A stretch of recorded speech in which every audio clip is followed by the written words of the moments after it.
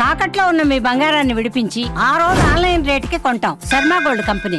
వాగర్థావివ సంపృక్తౌ వాగర్థ ప్రతిపత్తయే జగతః పితరౌ వందే పార్వతీ పరమేశ్వరౌ. ఆదిత్యాయ చ సోమాయ మంగళాయ బుధాయ చ గురుశుక్ర శనిభ్యశ్చరాహవే కేతవే నమః. శృంగేరి జగద్గురు పీఠాధిపతులకి, కంచి పీఠాధిపతులకి నమస్కారములు తెలియజేసుకుంటూ కార్యక్రమాన్ని ప్రారంభిద్దాం. వీక్షించేటువంటి ప్రేక్షకులకి ఒక ముఖ్య గమనిక. అనేక మంది తమ యొక్క ప్రశ్నలని కామెంట్స్ రూపంలో తెలియజేశారు. కొంతమంది మెసేజ్ రూపంలో కూడా పంపించడం జరిగింది. అందులో ప్రధానంగా గమనించింది ఏంటంటే, ఎలాగో జన్మించిన నక్షత్రము, ఆ నక్షత్రాన్ని బట్టి ఒక రాశి ఉంటుంది, ఆ రాశి ప్రకారము మేము చూసుకోగలుగుతున్నాం. కానీ మా పెద్దలు వాళ్ళకి డేట్ ఆఫ్ బర్త్ అనేటువంటిది తెలుసు, కానీ అలాగే ఏ సంవత్సరంలో పుట్టారో తెలియదు. మరి అటువంటి వాళ్ళు కూడా చూసుకోవాలంటే ఎలా అనేటువంటి ఒక ప్రశ్నని తీసుకురావడం జరిగింది. కాబట్టి వీళ్ళందరినీ కూడా దృష్టిలో పెట్టుకొని, ఇప్పుడు ఏ నక్షత్రము ఏ రాశి వాళ్ళైతే జన్మిస్తారో ఆ రాశి మరియు ఒక మంత్లో ఒక డేట్ నుంచి ఇంకొక డేట్ మధ్యలో పుట్టినటువంటి వాళ్ళు ఒక రాశికి చెందిన వాళ్ళుగా మనకు తెలియచేయడం జరుగుతుంది శాస్త్ర ప్రకారము. కాబట్టి ఈ యొక్క గణాంకాలని దృష్టిలో పెట్టుకొని మనం వినూత్నంగా రాశితో పాటుగా ఒక నెలలో పుట్టినటువంటి వాళ్ళకి, అనగా ఉదాహరణకి ఉజ్జాయింపుగా ఏ రాశికి చెందుతారో ఆ రాశి వాళ్ళని మనం క్రోడీకరించుకొని ఈ యొక్క నూతన విధానంగా మనం తెలియచేయడం జరుగుతుంది. ఒకవేళ రాశికి సంబంధం లేకపోయినా మీరు జన్మించిన జన్మ తేదీ మరియు జన్మ నెల ఏదైతే ఉంటుందో జన్మ మాసమును బట్టి మీరు ఒక రాశికి చెందుతారు. ఆ రాశిది ఆ ఫలితాలు కూడా మీకు కూడా ఉపయోగంగా ఉంటాయని చెప్పి తెలియచేయవచ్చు.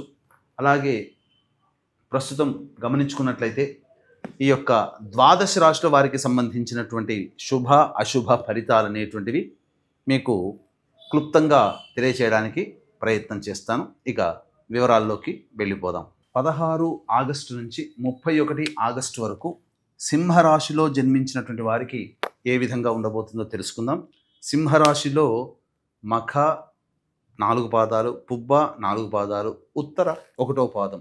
అలాగే ఆగస్టు ఏ సంవత్సరంలోనైనప్పటికీ కూడా ఆగస్టు 10 నుంచి సెప్టెంబర్ 16 మధ్యకాలంలో పుట్టినటువంటి వాళ్ళు సింహరాశికి చెందిన వాళ్ళు అవుతారు.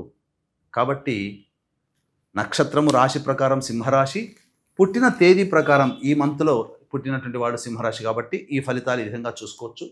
ఇక గమనించుకున్నట్లయితే గురుగ్రహ ప్రభావం సంపూర్ణముగా అనుకూలంగా ఉంది. ప్రధానంగా ధనపరమైనటువంటి సమస్యలన్నీ కూడాను పరిష్కరించుకోగలుగుతారు. రాని బాకీలు వసూలవుతాయి. అలాగే మీరు ఏదైనా రుణాలు చేసినదైతే ఆ రుణాలు కూడా తీర్చుకోగలిగే సామర్థ్యం మీకు కలుగుతుంది. కాకపోతే ప్రధానంగా శుక్రుడు కూడా గ్రహ సంచార ప్రభావంలో అనుకూలంగా ఉండడం వల్ల ఎవరితోనైనా కానీ, ముఖ్యంగా స్త్రీలతో వాగ్వివాదాలు కనుక ఉంటే వాటిని పరిష్కరించుకోగలుగుతారు, మీకు అనుకూలంగా ఉంటుంది. ఇంట్లోనైనా కానీ సొంత రక్త సంబంధీకులతో కానీ భార్యతో కానీ ఏమైనా వివాదాలు ఉన్నా ఆ వివాదాలు సమసిపోతాయి. ఆనందకరమైన జీవితాన్ని పొందుతారు. వైభవోపేతమైనటువంటి జీవితాన్ని గడపడానికి మార్గం ఉంటుంది. అలాగే విలువైన ఆభరణాలు, దుస్తులు కొనుగోలు చేసే అవకాశం ఉంటుంది. ఇక 21వ తారీఖు నుంచి శుక్రగ్రహ సంచారం అనుకూలంగా లేని కారణం చేత కొన్ని చికాకులు, సమస్యలు ఇంటా బయట కలుగుతాయి. కాబట్టి జాగ్రత్తలు పాటించండి. ఇక బుధగ్రహ సంచారము మీకు అనుకూలంగా లేని కారణం చేత ఏం జరగబోతుంది అంటే, గురుడు యోగిస్తున్నాడు, ధనాన్ని ఇస్తున్నాడు, కానీ నిలుపుకోగలిగేటువంటి శక్తి ఉంటుందా? ఖర్చులు విపరీతంగా పెరిగిపోతాయి ఈ యొక్క బుధగ్రహ సంచార ప్రభావం. అంటే వచ్చింది వచ్చినట్టుగానే పోతుంది అనే విషయాన్ని గమనించుకోవాలి. కాబట్టి ఖర్చుల విషయంలో సింహరాశి వాళ్ళు కాస్త జాగ్రత్తలు పాటించాలి. ఇక రవి కేతు యొక్క సంచారము రాశిలోనే సంచారం చేస్తున్నటువంటి కారణం చేత చేస్తున్నటువంటి వృత్తి, ఉద్యోగ, వ్యాపారాల్లో ఒక అభద్రతా భావం, ఇన్సెక్యూరిటీ అంటారు. కాబట్టి ఏదో జరగబోతుంది, మనల్ని ఎక్కువ కాలం ఉంచరేమో అనే యొక్క యాంగ్జైటీతో కూడుకున్నటువంటి ఇన్సెక్యూరిటీతో లైఫ్ని లీడ్ చేయాల్సిన పరిస్థితి వస్తుంది. కాబట్టి జాగ్రత్తలు పాటించండి. దైవానుగ్రహాన్ని పొందే ప్రయత్నం చేయండి. ఇక ద్వితీయ కుజ యొక్క సంచార ప్రభావం ఇది అనుకూలంగా లేదు. కాబట్టి మాట మాట్లాడేటప్పుడు ఆచితూచి స్పందించండి. ఎందుకనంటే మీ మాట ఎదుటి వాళ్ళకి, మీరు కరెక్ట్గానే అనుకుంటారు కానీ అది ఎదుటి వాళ్ళని గేలి చేస్తున్నట్టుగా ఉంటుంది. కాబట్టి ఎక్కువ తక్కువగా ఎవరితో కూడా మీరు వ్యవహారం చేయకండి. ఇది చాలా ప్రమాదమని గమనించాలి. ధనపరమైనటువంటి చిక్కులు సమస్యలు ఉంటాయి. డబ్బులు ఎవరికి కూడా అప్పుగా ఇవ్వకండి. ఆ ఇచ్చిన అప్పు మీకు మళ్ళీ తిరిగి పుట్టదు, తిరిగి రాదు అనే విషయాన్ని గమనించుకోవాలి. ఇక రాహుగ్రహ సంచార ప్రభావం కూడా అనుకూలంగా ఉండడం, ఇదంతా కూడా యోగదాయకంగా ఉండడం వివాహ సంబంధమైన విషయాల్లో కాస్త అనుకూలంగా ఉంటుందని చెప్పొచ్చు. ముఖ్యంగా అష్టమ శని ప్రభావం అనేటువంటిది ఉన్నప్పటికీ కూడా వక్రీకరించినటువంటి కారణం చేత సప్తమ భావాన్ని కూడా మీకు ఫలితాలు ఇస్తాడు. కాబట్టి మీ జీవిత భాగస్వామి యొక్క ఆరోగ్యం పట్ల శ్రద్ధ వహించాలి. ఏదో కొద్దిగా అనారోగ్యం చేసే అవకాశాలు ఉంటాయి. తర్వాత సాధారణం కంటే కూడా ఎక్కువగానే మిశ్రమ ఫలితాలు ఈ యొక్క సింహరాశిలో జన్మించినటువంటి వారికి ఉంటుంది, గమనించగలరు. ఇక ఈ సింహరాశిలో జన్మించినటువంటి మహిళలకి ప్రధానంగా 20వ తారీఖు వరకు అనుకున్నదే తడవుగా, పాడిందే పాటలాగా అన్ని విధాలుగా సహాయ సహకారాలు ఉంటాయి.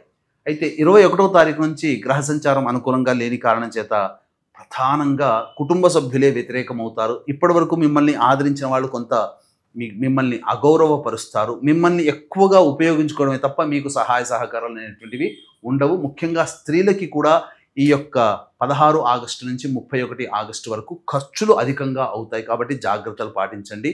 అలాగే ఇతరులను గుడ్డిగా నమ్మి ఏ డబ్బులు మీరు అప్పుగా ఇవ్వడం కానీ ఇన్వెస్ట్మెంట్ చేయడం కానీ చేయకుండా ఉంటే మంచిది. కాస్త అనారోగ్య సూచనలు, శిరోబాధలు ఎక్కువగా అయ్యే అవకాశము గోచరమవుతుంది. ఈ యొక్క రాశిలో జన్మించినటువంటి వివాహార్థులకి ప్రయత్నపూర్వకమైనటువంటి వివాహం కలుగుతుంది. అంటే ఏంటి? ఎక్కువగా మీరు ప్రయత్నం చేయాలి. సంబంధ బాంధవ్యాలు నిశ్చయమయ్యే అవకాశం ఉంటుంది. విద్యార్థులకి ప్రధానంగా కొత్త సమస్యలు వస్తాయి.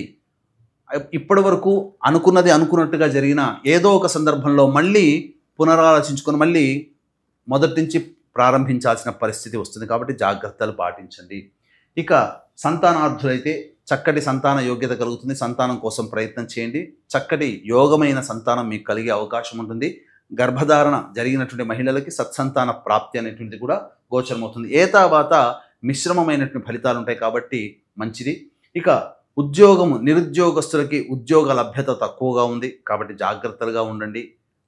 ఆత్మవిశ్వాసాన్ని సడలిపోకుండా మీరు ప్రయత్నం చేయండి. ఆల్రెడీ మీరు ఉద్యోగం చేస్తున్న వాళ్ళైతే నూతన ఉద్యోగము, నూతన కంపెనీల్లో ప్రవేశానికి ఈ సమయం అనుకూలంగా కాదు. కాబట్టి కష్టమో నిష్ఠూరమో ఆ ఉద్యోగంలోనే మీరు కంటిన్యూ అయ్యే ప్రయత్నం చేయండి. అన్ని విధాలుగా యోగదాయకంగా ఉంటుంది. ఇక ఏ వృత్తి వ్యాపారస్తులకైనా కానీ సాధారణమైనటువంటి ఫలితాలే ఉంటాయి. ఊహించినది ఎక్కువగా ఉన్నప్పటికీ కనిపించేటువంటి విలువలు మాత్రం అనగా సాధారణంగా ఉంటుందని గమనించుకోవాలి. ఇక వీక్షించేటువంటి ప్రేక్షకులు కూడా గమనిక, ఈ శ్రావణ అమావాస్య మహామహిమాన్వితమైనటువంటిది. పోలాల అమావాస్య అని అంటారు. ప్రధానంగా మీరు ఏ పని చేస్తున్నప్పటికీ కూడా ఆ పనులలో ఆటంకాలు ఎదురవుతూ విజయాన్ని పొందలేకపోయినా, వివాహం కాకపోయినా, దాంపత్యం సరిగ్గా లేకపోయినా, సంతానం కలగకపోయినా, నిజాయితీగా ఎంత కష్టపడ్డా ఆ ఫలితాన్ని పొందలేకపోయినా, అన్ని నోటిదాకా వచ్చి వెనక్కి వెళ్ళిపోతున్నా, ఆర్థిక బాధలు, రుణ బాధలు ఎక్కువగా ఉన్నా, కుటుంబ సభ్యుల మధ్య ప్రేమ బాంధవ్యాలు లేకపోయినా, ఇలా ఒకటా రెండా అన్నీ సమస్యలుగానే ఉండి ఏ సమస్య తీరుతున్నట్టుగా ఉండి తీరకపోయినా అది ఖచ్చితంగా పితృదోష ప్రభావమే. కాబట్టి ఈ పితృదోషం అనేటువంటిది తండ్రి వైపు 6 తరాలు, తల్లి వైపు 3 తరాల్లో road accident, fire accident, suicide attempt, నదిలో బావిలో పడి చనిపోవడం, ఇంట్లోంచి వెళ్ళిపోవడం, లివర్ ఫెయిల్యూర్, కిడ్నీ ఫెయిల్యూర్, క్యాన్సర్తో చనిపోవడం, 60 సంవత్సరాల లోపల కుటుంబ సభ్యులు ఏ విధంగా చనిపోయినా ఇవన్నీ కూడా పితృదోష ప్రభావాలు అంటారు. కాబట్టి మన పీఠమాధ్వర్యంలో ఈ నెల 22వ తారీఖు రోజున సశాస్త్రీయముగా ఈ పితృదోష నివారణ కార్యక్రమం జరిపించడం జరుగుతుంది. అవకాశం ఉన్న వాళ్ళు కార్యక్రమం తదనంతరం కాంటాక్ట్ చేసి పూర్తి వివరాలు తెలుసుకోవచ్చు. ఇక రోజువారీగా చూసుకున్నట్లయితే 16వ తారీఖు రోజున సంతానం మూలకంగా విభేదాలు, ఖర్చులు పెరుగుతాయి. సంతానంతో వాగ్వివాదాలు కలుగుతాయి. కాబట్టి జాగ్రత్తలు పాటించండి. 17, 18, 19, 20వ తేదీల్లో మీరు చేస్తున్నటువంటి వృత్తి, ఉద్యోగ, వ్యాపారాల్లో అద్భుతమైన ప్రగతి అనేటువంటిది ఉంటుంది. చక్కగా ధన రాబడి బాగుంటుంది. రాని బాకీలు వసూలు అవుతాయి. అన్ని విధాలుగా సంతోషంగా ఉంటారు. విందులు, వినోదాలు, కుటుంబ సభ్యులు, స్నేహితులతో పాల్గొంటారని చెప్పవచ్చు. ఇక 21, 22వ తేదీల్లో అనూహ్యంగా ఖర్చులు పెరుగుతాయి. బద్ధకం పెరుగుతుంది. ఏ పని చేయాలన్న ఆసక్తి ఉండదు. ఒక జిగ్జాగ్ లాగా వ్యవస్థ ఉంటుంది. ప్రశాంతత లేని జీవితాన్ని గడపాల్సి వస్తుంది. ఖర్చుల్ని తగ్గించుకోండి. 23, 24, 25 తేదీల్లో గమనించుకున్నట్లయితే పెండింగ్లో ఉన్నటువంటి పనులను పూర్తి చేసుకుంటారు. పాత మిత్రులను కలిసే అవకాశం ఉంటుంది. అలాగే ప్రభుత్వ పరముగా ప్రభుత్వ కార్యాలయంలో ప్రభుత్వ వ్యక్తులతో సంప్రదింపులు జరపాల్సిన అవకాశాలు కలుగుతాయి. 26, 27 తేదీల్లో ధనపరంగా నష్టంలో, కుటుంబంలో ఉన్నటువంటి సభ్యులతో వాగ్వివాదాలు కలుగుతాయి. అన్ని విధాలుగా ప్రశాంతత లేని జీవితాన్ని గడపాల్సి వస్తుంది. ఖర్చులు అధికంగా ఉంటాయి. 28, 29, 30 ఈ తేదీలలో మీకు ఖర్చుకు మించిన ఆదాయం లభిస్తుంది. సోదర సోదరీమణులు సహాయ సహకారాలు అందిస్తారు. అలాగే రాని బాకీలు వసూలవుతాయి. ఆనందంగా జీవిస్తారు. ధనపరమైన సమస్యల్ని తీర్చుకుంటారు. 31వ రోజున మాత్రం వాహనాన్ని నడిపేటప్పుడు జాగ్రత్తలు పాటించాలి. తల్లిగారి ఆరోగ్యం పట్ల శ్రద్ధ వహించాలి.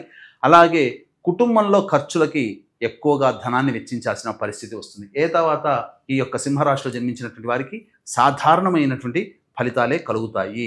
కాబట్టి ఈ యొక్క సమస్యల నివారణకి ప్రతిరోజు కూడాను గణేశ స్తోత్ర పారాయణం రోజుకి 3 సార్లు పఠించండి. సర్వం శ్రీ ఉమామహేశ్వర పరబ్రహ్మార్పణమస్తు.